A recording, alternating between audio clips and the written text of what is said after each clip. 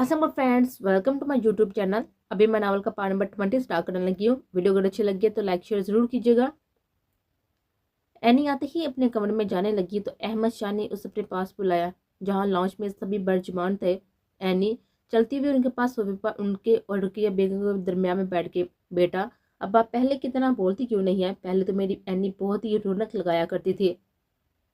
अहमद शाह ने उसे बाजू से घेरे में लेते हुए सर पर बोसा देते हुए उदास से लहजे में कहा, ऐसी तो कोई बात नहीं है पापा, बस टाइम नहीं मिलता, कुछ मसरूफियात हैं। उसे सादा से लहजे में जवाब दिया। जब से वो वापस आई थी शायद ही उसे किसने हंसते हुए देखा था। आज भी वह खामोश नजर सबको देख रही थी। आय हाय, लड़की ऐसी कौन सी मसरूफियात हैं जो रात ये तक चलती हैं? जरा बताओ, हमें भी तो पता चले। बल्कि इस बेगम ने तंजिया कहा। तो अरमान ने एनी को गौर से देखा। उसको भी एनी का जवाब सुनने में दिलचस्पी थी। अव्वल तो हम आपको बताना जरूरी नहीं समझते, दूसरी बात ये कि काम आपकी पहुंच से बहुत ही ऊपर है, आपके सर पर से गुजर जाएगा। एनी ने हाथ सर पर से गुजार कर कहा। तो बल्कि इस बेगम ने चलते हुए बोली, अहमद अपनी बच्ची को समझा लो, मुझे उसके लक्षण ठीक नहीं लगते, दिन दहाड़े निकलना और रात देख घर आना। एनी उनके पापा गुस्से से आंखें मीची। वो जिस चीज से बचने की कोशिश करती थी, बल्कि इस बेगम आ जाकर बात वहीं पर घसीट लाती। उससे पहले कि हमेशा कुछ बोलते एनी खड़े होते हुए बोली, ना ही हम आपकी हवेली में रहना चाहते हैं और ना ही हमें पसंद है। और रही बात आने जाने की, तो हम इस हवेली को सराय समझ कर आते हैं, चाहे थोड़ी देर कयाम किया और चले गए। ये हसीयत है हमारी नज़र में इस हवेली की, मगर आपको लगता है कि बोरिया बिस्तर लेकर यहीं पर आ टिकी है। एन ने भी इनका जवाब पत्थर से दिया था, जिस पर बिल्किस बेगम खिलस कर रह गई थी। उससे पहले कि वो कुछ कहती हमेशा बोले, बेटा उनका ये मतलब नहीं था। मगर एनी गुस्से से खड़ी हो चुकी थी। अरमान उसके सामने आया तो एनी ने उसे जलती हुई आंखों से देखा। ये सब तुम्हारी वजह से हुआ है। एनी उस पर दाढ़ी। एनी तुम बेशक मुझसे नाराज हो जाओ, मैं पूरी जान लगा कर तुम्हें मना लूंगा, मगर यूं बेरूही की मार तो ना मार। मैं जानता हूँ मेरे से गलती हुई है। एनी गलती नहीं, गुनाह। एनी ने एक लफ्ज चबा कर अदा किया। वैसे भी अब हमें तुम्हारे साथ नहीं रहना, जबकि हम जानते हैं कि तुम्हारी बहुत जल्द शादी होने वाली है। उसने एक नजर उसके पीछे बैठी हुई अलीशा को देते हुए कहा। तो अलीशा पहाताना मुस्कुराई। तुम्हें किसने कहा कि मैं उससे शादी कर रहा हूँ? वो तो मैंने बस अम्मी के लिए हामी भरी थी। उसे सबके सामने यूं इनकार करने पर अलीशा को सबकी का एहसास हुआ, जबकि एनी ने तंजिया नजर से उसे देखा, जिस पर वह अहानत का एहसास से सुर पड़ गई। अरमान, ये क्या कह रही हो? सलमा बेगम गम व गुस्से से बोली। जो मैं कह रहा हूँ ना, सच कह रहा हूँ। मुझे एनी एक मौका तो दो, मैं तुम्हें कभी मायूस नहीं होने दूंगा। आरी हवाश तो मरने वाली की भी पूरी पूछी जाती है। उसने जज्बाती होते हुए कहा। अच्छा, क्या कर सकते हो हमारे लिए? एनी ने तनसिया मुस्कुराते हुए कहा, कुछ भी जो तुम चाहो। जान ले सकते हो किसी की? एनी ने तमसराना लहजे में पूछा। मुझसे मेरी जान मांग लो, मैं उफ तक नहीं करूंगा। तो फिर ठीक है, मेरी माँ के कातिल को सजा दो। बोलो, है इतना दम? मैं कसम खाता हूँ कि मैं चच्ची के कातों का सच से सच सजा दूंगा। वो तड़पेगा इस दुनिया में क्यों आया? अरमान ने लहू रंग आंखों से कहा। देखकर अरमान साहब, कहीं ये कस्में आपको मुझ पाने पर मजबूर न कर दे। एन उसका मजाक उड़ाते हुए कहा। जो भी हो, जैसा भी हो, तुम मुझे अपने साथ पाओगी। अरमान ने मजबूत लहजे में कहा। वो रहा कातिल, पकड़ो उसे, उसे सजा दो सबके सामने। उसने अरमान के पीछे इशारा करते हुए कहा। तो सब उस इशारे के ताकों में देखने लगे। अरमान ने हैरत की जाती से फटी हुई आंखों से बिल्किस बेगम को देखा, तो कुछ ऐसा हाल बाकी सबका भी था। सब उसको बेशकी नजर से देख रहे थे, जबकि बिल्किस बेगम थूक निकलती रह गई थी। झूठ बोल रही है ये लड़की, झूठ बोल रही है। उन्हें हिकलाते हुए कहा। सबको भी तरफ मुतवज्जा पाकर उन्हें बुखलाते हुए कहा। तो सब एनी को देखने लगे जैसे उससे जवाब तलब कर रही हो। जानती हूँ, अब सब बगैर सबूत के हम पर यकीन नहीं करेंगे। आपको तो अपने पर यकीन नहीं तो गैरों पर क्या हक होगा? एनी ने सबको अजीब नजर देखते हुए कहा और फोन में रिकॉर्डिंग ऑन की, जो बिल्किस बेगम और अलीशा की थी, जिसमें वो अपने मुंह से तमाम जराइम का इतराफ कर रहे थे। रिकॉर्डिंग जब इख्तिताम पर पहुंची तो सब सख्ते से बाहर आए। दादी जान तो कुछ बोलने के काबिल नहीं रही थी। उन्होंने अचानक ही बिल्किस बेगम पर हाथ उठाया। कहाँ कमी रह गई थी मेरी परवरिश में, ये तुम इस हद तक जा गिरी? मैं तो उसको बुरा समझती थी, मगर तू तो अपना खून होकर हमें डस गई। बिल्किस बेगम रोने लगी। अम्मा, मैंने तो उस पर सिर्फ इल्जाम लगाया था, उसकी मौत में मेरा कोई हाथ नहीं है। अम्मा, मेरा यकीन कर ले। बिल्किस बेगम रोते हुए बोली, जबकि अपने भाई की काटता नजर देखते हुए उनका दिल हजार टुकड़ों में बटा था। अहमद साहब दुखी दिल से अंदर जा चुके थे। उन्हें रह रहकर लैला पर किया वह हर जुल्म याद आ रहा था, मगर अब क्या हो जब पछतावे का कोई फायदा नहीं था। उनकी मोहब्बत बहुत दूर जा चुकी थी, जब जहाँ से वापसी नामुमकिन थे। हाँ दादी डियर, ये सब इन अकेली का किया दे रहा नहीं है। एनी ने सुनसनी लहजे में कहा। सब हैरान थे कि क्या कोई और भी इंकशाफ होना बाकी है। पोपो तो बस एक मोहरा थी, जबकि इस प्लान का मास्टरमाइंड तो कोई और है। एनी ने कातल को तीखी नजर से देखते हुए कहा। एनी, साफ साफ बोलो, पहेलियां मत बजाओ। दादी ने कड़े लहजे में कहा। एनी, बताओ कौन है असल कातिल? अरमान उसके दोनों बाजू झंझोड़ते हुए कहा। तुम्हारी माँ। तुम्हारी माँ है असल कातिल, गॉड डैम इट। एनी ने उसके दोनों हाथ झटकते हुए शराट बार आंखों से देखते हुए कहा, शट अप मैनी, ये क्या बकवास कर रही हो? अरमान ने दांत पीसते हुए कहा। मुमकिन था कि वो उसे थप्पड़ जड़ देता। सब मुंह खोले एनी को देख रहे थे। भाभी, हम आपकी हर बात मान सकते हैं, मगर आप हमारी माँ को हमारे सामने बुरा भला नहीं कह सकती। अरहम ने तेज लहजे में कहा। एनी अफसोस से सर झुका। हम जानते थे तुम कुछ नहीं कर पाओगे, तुम्हारी ये कस्में, ये वादे सब झूठे हैं। एनी ने अरमान को सब से घूरते हुए कहा,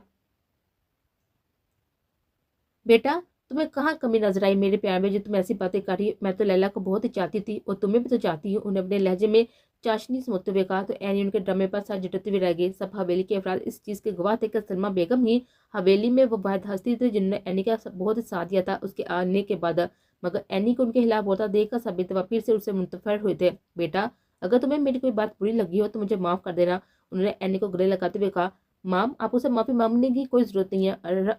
अरमान ने रुखे लहजे में कहा, जिस पर हमने उसकी तस्दीक की। कहा ना कि मेरे घर वाले मुझ पर यकीन करेंगे, तुम पर किसने यकीन किया? अभी भी वक्त है, इस हवेली से चली जाओ, नहीं तो अरमान से दिक्कत देकर निकलवाऊंगे। उन्होंने सबके सामने बजाय मुस्कुराते हुए मगर एक एक लफ्ज चबाकर कहते हुए एनी के कान में जहर उंडेला।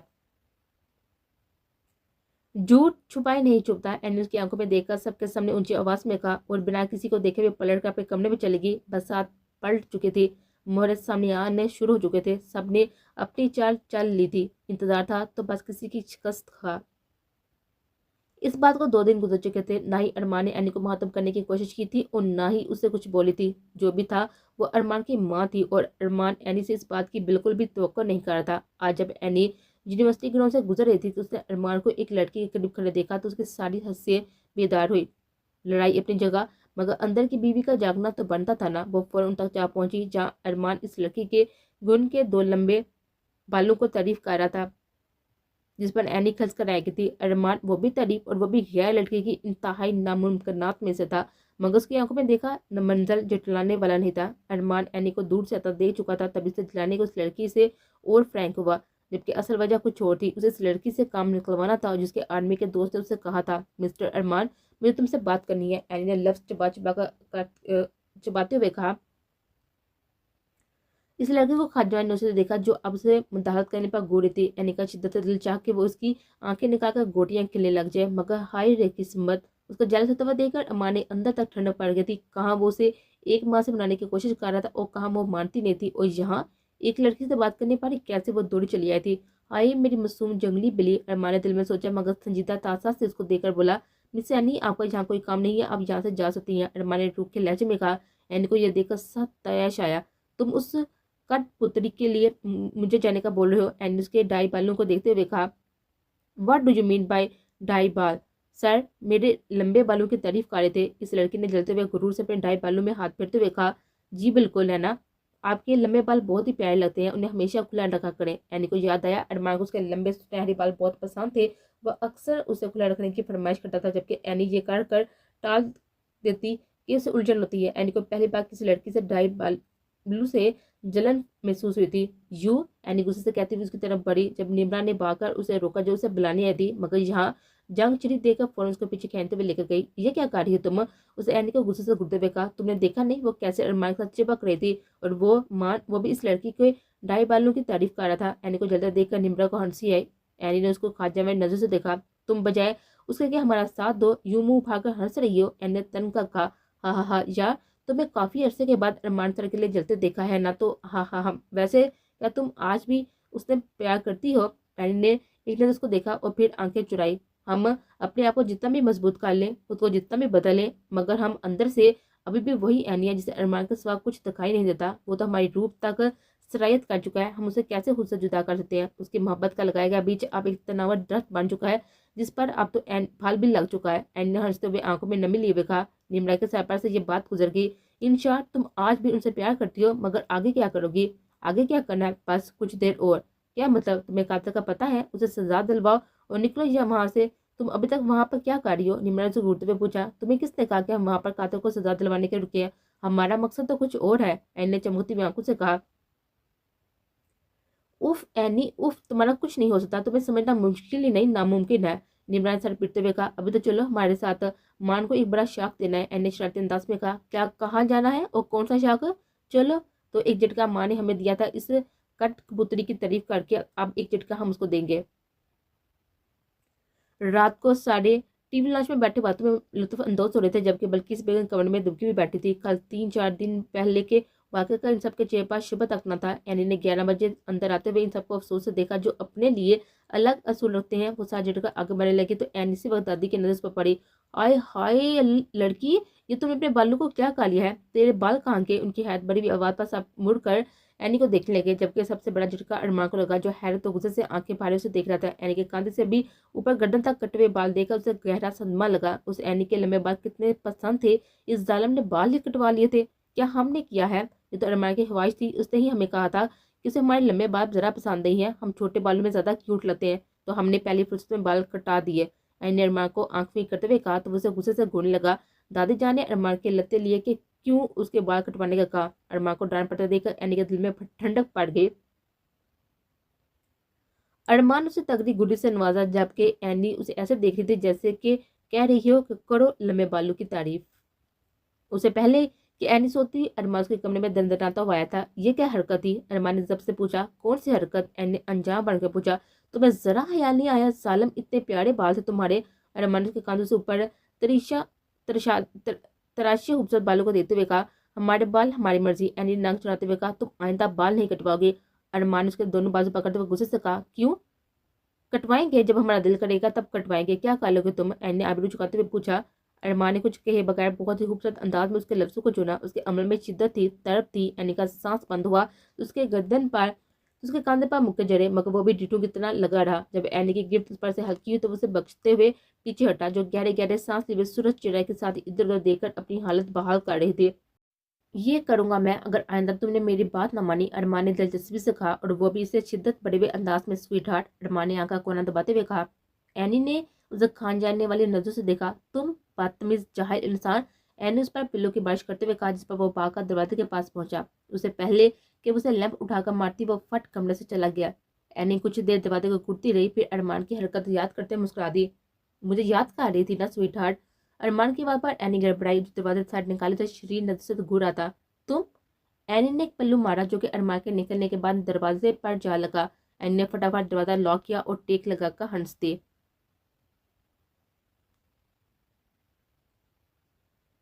अगले दिन शाम के वक्त शाहवेली में खूब रौनक लगी हुई थी, जबकि अरमान के दोस्तों ने इस वक्त अपनी शरारतों से लाउंज सर पर उठा रखा था। सब बड़े उनकी हरकतों से लुत्फ अंदोज हो रहे थे। अरमान, मैंने सुना है भाभी वापस आ गई हैं।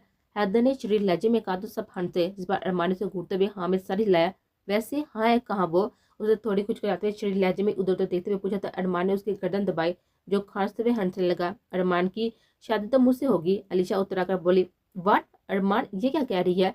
शाह ने हैरत से पूछा। अरमान के दो के ये झूठ है। अरमान कह दो कि ये झूठ है। तुम भाभी नंबर 1 को धोखा दे रही हो। हसीब ने ड्रामाई अंदाज में कहा। यहाँ अभी मेरी एक शादी नहीं हुई, तुझे 2 करने की पड़ी है। काश अब्दुल्ला साहब ने भी जले दिल के भोले भोरे। तुम लोग मुझे कुछ कहने दो तब ना। अरमान ने झंझलाया। बाकी लड़कियां उसके झंझलाहट पर हंस पड़ी। उसे पहले कि वो कुछ कहता, एनी ने लाउंज में कदम रखा। एनी रात को जरूरी काम निपटा कर वापस आई थी। अभी वो कमरे में आराम की घर से जाने लगी तो जानी पहचानी आवाज से उसके कदमों पर ब्रेक लगे। एनी, तुम यहाँ? जैसे ही एनी ने पलटकर देखा तो कुछ ऐसा हाल उसका भी था। तुम? एनी हैरत में डूब गई थी।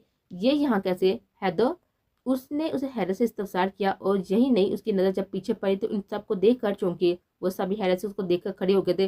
तुम यहाँ क्या कर रही हो? हैदर ने हैरत से पूछा।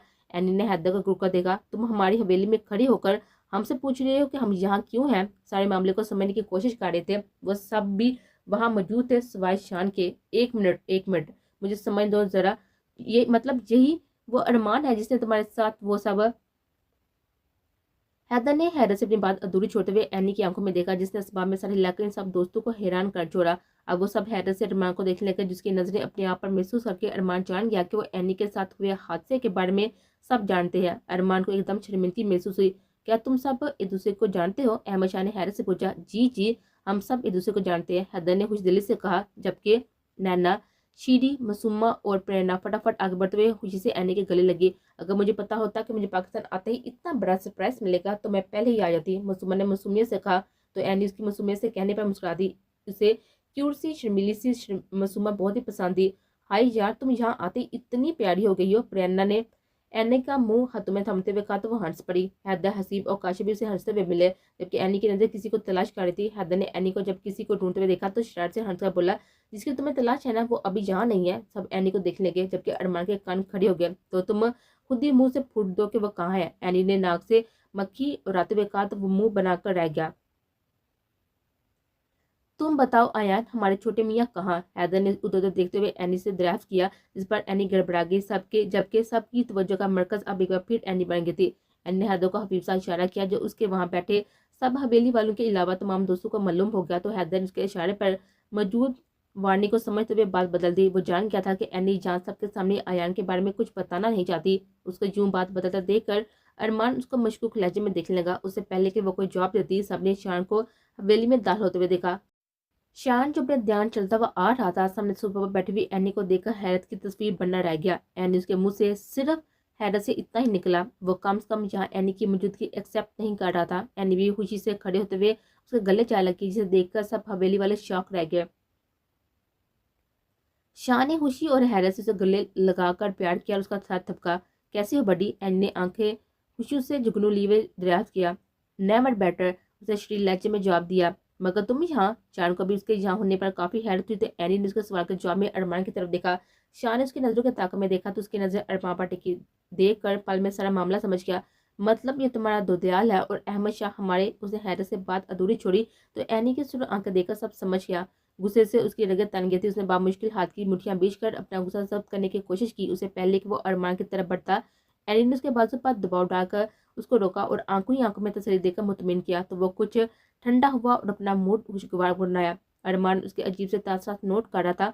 वो दोनों हंसते हुए इन सबके पास जा बैठे। शान जो हवेली में भी सबके सामने संजीदा रहता था, एनी से कैसे हंस हंस का बात कर रहा था। ये नजारा देखकर सारी हवेली वाले हैरत से उन्हें देख रहे थे, क्योंकि जब से एनी वापस आई थी शायद ही मुस्कुराकर किसी से बात की और अब ये खिलखिलाहटे। अरमान तो जल बुन गया।